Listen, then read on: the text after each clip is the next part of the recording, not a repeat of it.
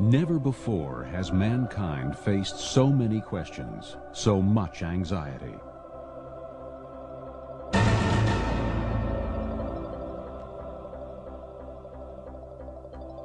Sometimes our problems seem so big, the questions so complex, we don't even want to ask.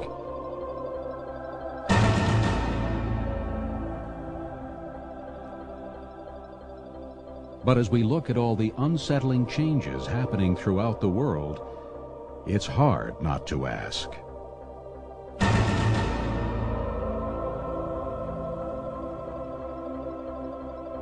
Where is mankind headed? Just like a human. I ought to be. Yeah, it's a satellite.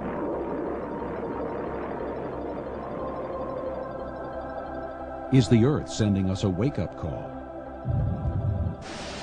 Volcanic eruptions.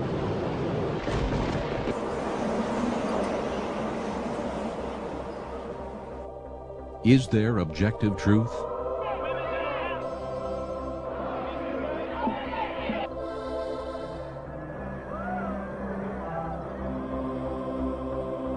Does anyone hold the answers to our longing and despair? Muhammad the Prophet. Arguably the most... Oceans. Reverend Graham. They arise from somewhere within us. Where is that somewhere? Is this the end of the age?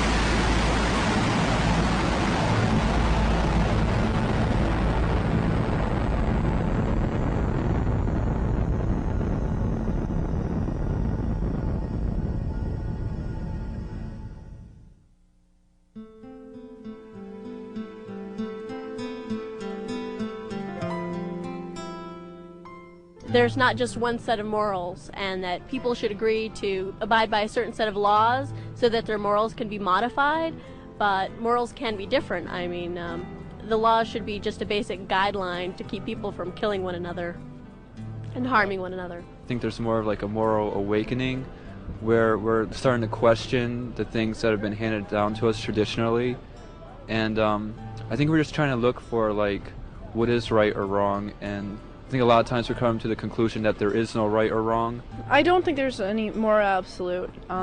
There's the only real thing I think that maybe should hold true for all people is the golden rule. Just do unto others as you would have done unto yourself.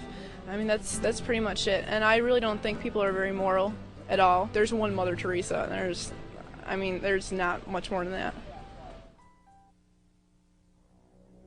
Hi, I'm Bill Gallatin, and as we look at the world today, we see a world filled with question. Where are we headed? With all this scientific knowledge and all the immorality, are there moral absolutes? Is there a God? And if there is a God, is he a God of love? Why so much hurt and pain? And if there is a God, how can we know that he actually exists and he's willing to reveal himself to mankind?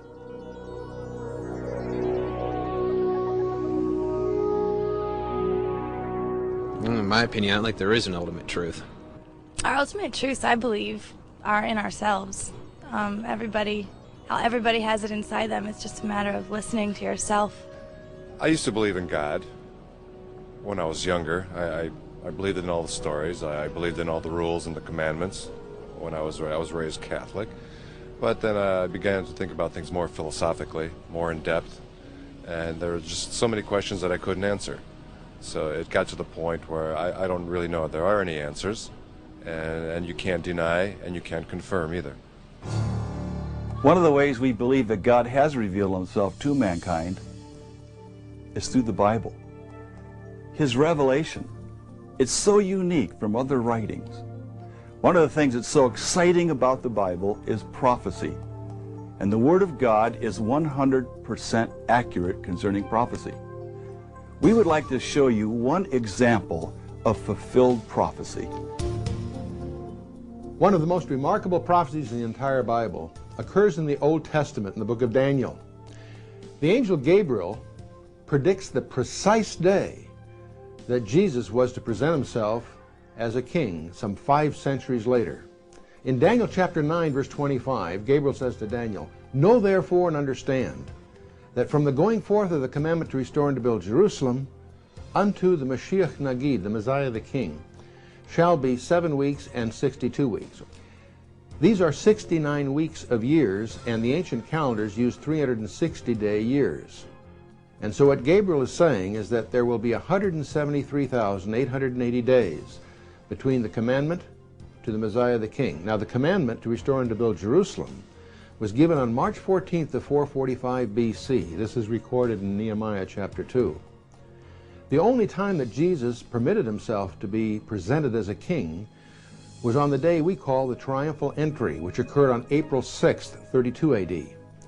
From March 14th, 445 BC to April 6th, 32 AD turns out to be 173,880 days exactly. All of this was translated into Greek 3 centuries before Christ was born, and it remains as an incredible evidence to this very day that Jesus was exactly who he said he was. This numeric prophecy is so amazing that skeptics concluded that the book of Daniel must have been written after the time of Christ. But thanks to the discovery of the Dead Sea Scrolls in 1947, we know for certain that Daniel was written several centuries before the time of Jesus. This prophecy is thoroughly documented in Sir Robert Anderson's classic work, The Coming Prince. But we need not look at ancient history to substantiate Bible prophecy, only our evening news. We believe that we are in the countdown to eternity now. We also believe that you can see Bible prophecy being fulfilled before your very eyes as you watch the evening news every night of the week. World events that are taking place. We also believe that the Bible speaks of these things emphatically. We're going to look at 5 areas in the next hour that speak of these very things. And we'll let you be the judge. Is God trying to warn the world?